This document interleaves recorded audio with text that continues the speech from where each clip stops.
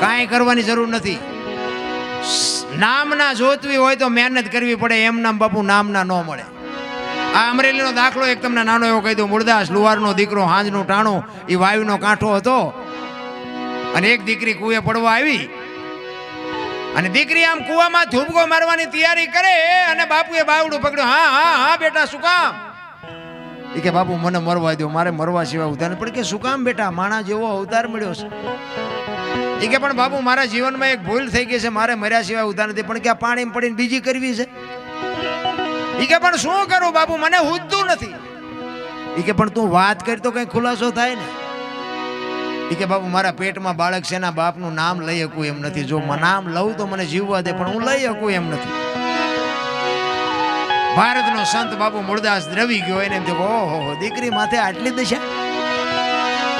એ કે તારા પેટમાં બાળક છે, એના બાપનું નામ લે તો તને જીવવા દે. કે બાપુ તો જીવવા દે, પણ હું લઈ શકું એમ નથી. અને તેથી આ ભારતનો સંત મૂળદાસ એમ કહેતો હોય કે બેટા તું તારું બાળક જો બચી જતા હોય તો અમરેલીની બજારમાં જઈને કાલ કહી દેજે કે મારા પેટમાં બાળક છે, એનો બાપ મૂળદાસ છે, કહી દેજે જાય. કે હવે આ આપણી તાકાત છે.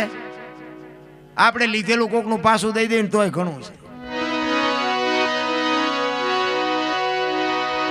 દીકરી કહે છે પણ બાપુ આમાં તમે જાણતા નથી. એ કે તું તારું બાળક બચી જતો હોય તું મોજ કરીને તું તારા અમરેલીમાં મારું નામ દઈ દેજે. અને આ દુનિયા બાપુ હાથીની અંબાડીએ ચડાવીને ક્યારે ગધાડે ચડાવે કોઈ ભરોસો નથી. એ હવારે ખબર પડી, એ ગધાડું બોલાવી, માથે મુંડન કરાવી, જોડાનો હાર પહેરાવીને મૂળદાસને ગધાડા ઉપર બેહારીને બાપુ ફૂલેકું કાઢ્યું હો અમરેલીમાં. પણ તોય બાપુ એ અમરેલીનો એ સંત બાપુ એની સાથી ફાટતી હતી હોય કે ઓલી દીકરીને એનું બાળક તો બચી ગયા ને આવડા ભલન રાજી થતા. ચિત્તની શાંતિ, મનની પ્રશંસા, દિલની દાતારી, ગુમડાની રૂજ ને ટાટિયા તાવની ટાટ એટલું માલકુરથી આવે. એક તમે એસટીમાં બેઠા હોય ને, એસટીમાં તમને જગ્યા મળી ગઈ હોય અને કોઈક બેન છોકરું તેડીને ચડે, કોઈ ઉંમરવાળા માજી ચડે, એને ઊભા થઈને તમે એને બેહવા દો ને, તમે ઊભા રહ્યો તો થાક ન લાગે. શું કામ? આ જગ્યા આપ્યાનો નશો તમને થાક ન લાગવા દે. ભલા આપણે આમ સડવીને એને જગ્યા મળી જાય ટાટિયા પોળા કરે, હમણાં આય આવશે, તારું મોત આવશે, ઘડીક 2 વાગ્યાને અમારે જ્યાં બસ ને લઈ જવી છે. પણ આ નથી થઈ શકતું. ઈ બાપુ હવારે ખબર પડી કે આ તો બાપુ બાપુ કરતા હતા, ઓલા મૂળદાસ ને બાપુ કહેતા હતા, એને તો આવું પાપ કર્યું, આને કાંઠો મારો. એ ઠેબી નદીના હામા કાંઠે બાપુ ઝૂંપડું વાળીને રામ મૂળદાસ બાપુ રહેવા જાય. એને વિચાર થયો કે હવે આ જગત મારું માને નહીં, મને કોઈ સમજી ન શકે. જામનગર દરબાર અમારા સ્ટેટ, એને કંઠી બંધાવેલી, એને મૂળદાસભાઈ, અને એને એમ થયું કે ગમે એમ તો દરબાર છે, રાજા છે, એ મારી વાતને સમજી શકે. એ અમરેલીથી બાપુ અહીંયા જાય, પણ એના જ્યાં પહેલા બાપુ આ વાત જામનગર દરબારને ખબર પડી ને, એટલે એને વગર વિચારે કંઠી તોડી નાખી.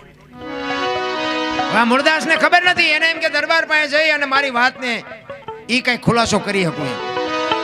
હવે અમરેલીથી જામનગર ગયા, દરબારગઢમાં જઈને કીધું કે મારે બાપુને મળવું છે. બા સાહેબે કીધું કે બાપુ ઘરે નથી, ક્યાંય ગયા?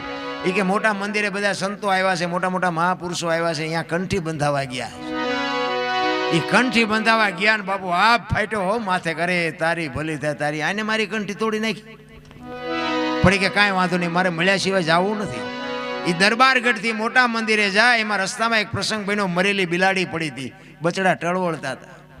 અને અહીંયા બાપુ પહોંચ્યા ને, ઉભા રહ્યા, અને એને વિચાર કરીને મરેલી બિલાડીને જોડીમાં નાખીને બાપુ આ બધા બેઠા ત્યાં આવ્યા. એટલે બધા બારો મીંડ્યા કાઢવા કે તું તો પાપી શું, બારો નીકળ, બારો નીકળ. અંદર બધા સંતો બેઠા, એને કીધું કે ભાઈ કોણ છે? કે ઓલો મૂળદાસ છે. કે આવવા દો, એને કઈ કામ હશે, આવવા દો. એ મૂળદાસ ત્યાં જાય અને પૂછે છે સંતો કે કા મૂળદાસ શું કામ આવ્યો, શું કામ છે? કે બાપુ મારે બીજું કાંઈ કામ નથી, હું તો અહીંથી નીકળ્યો હતો, પણ મને એક રસ્તામાં એક મરેલી બિલાડી પડી હતી, મેં એવું સાંભળ્યું તો કાંઈ બધા મોટા મોટા સંતો આવ્યા છે, બિલાડીને બેઠી કરે તો બચડા દૂધ ભેળા થાય, એ હાટું આવ્યો, બીજું કાંઈ છે નહીં. એમ કહીને બિલાડી બાપુ જોડીમાંથી બહાર કાઢીને મૂકી અને આખો ડાયરો મીંડો દાંત કાઢવા. એ કે મૂળદાસ મરેલા કોઈ દી જીવતા ન થાય. એ કે બાપુ મરેલા જીવતા ન થાય તો આખી દુનિયા પાસે નકરી આરતીઓ ઉતરાવી છે, પગે લગડાવા છે. જો આ તો ખરા ખરીના ખેલ આવે તઈ ખબર પડે.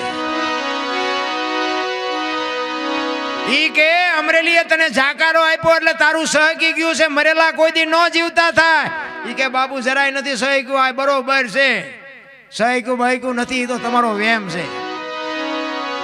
ઈ કે મરેલા જીવતા ન થાય, ઈ ન થાય એમ કીધું ને બાપુ પ્રકોટીનો મરોડ બદલાણો હોય. મૂળદાસ કે તમારથી ન થાય તો લાવો કમડળ મારી પાસે. હાથમાં કમડળ લઈ પાણીની અંજળી ભરી એને બાપુ કયો બાપુ તાર હંધાડ્યો હોય છે, તમે વિચાર તો કરો મારા રામ કોની પાસે વાતું કરી. રામ હાથમાં આંજળી લઈને કહે છે, હે દિનબંધુ દયાળુ, હે પરમ કૃપાળુ પરમેશ્વર, મેં તન મન ધનથી તારું ભજન કર્યું હોય, કોકના પાપ જો મારી માથે લીધા હોય ને હાથે પાતાળમાં જો ડાઘ હોય ને તો બેઠી ન કરતો, અને જો બિલાડી ન બેઠી કરીને મારા ખોળિયામાં જીવ રહેવા દઉં તો મૂળદાસ નહીં. એમ કહીને અંજળી સાટી અને બિલાડી મંડી હાલવા.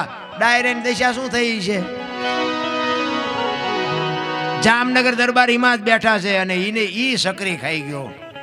મેં કંઠી તોડીને ભૂલ કરી છે, આનું પાપ હોય ને પાપ હોય તો બિલાડી બેઠી થાય નહીં. કાટ કાટ કાટ કાટ પગથિયા ઉતરીને બાપુ મૂળદાસ હાલવા મંડી ગયા. દરબારે વાંય હળી કાઢી, એ બાપુ ઉભા રહ્યો, એ બાપુ ઉભા રહ્યો, પણ મૂળદાસ ચોથા આંસુ રડતો રડતો હાલ્યો જાય છે. આગળ જઈને લાકડી પડે એમ પડ્યો, બાપુ મને માફ કરો, મારી ભૂલ થઈ જઈ, મને આવી ખબર નહોતી.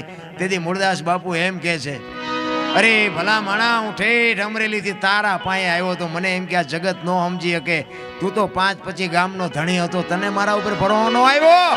હવે કોક હારો બાવો ગોતીને કંઠી બાંધી લે, સમય વિયો ગયો, હવે મારી પાસે એ સમય નથી.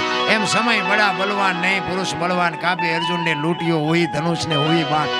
સમય હોય ને તારે બાપુ મોજ કરી લીધી.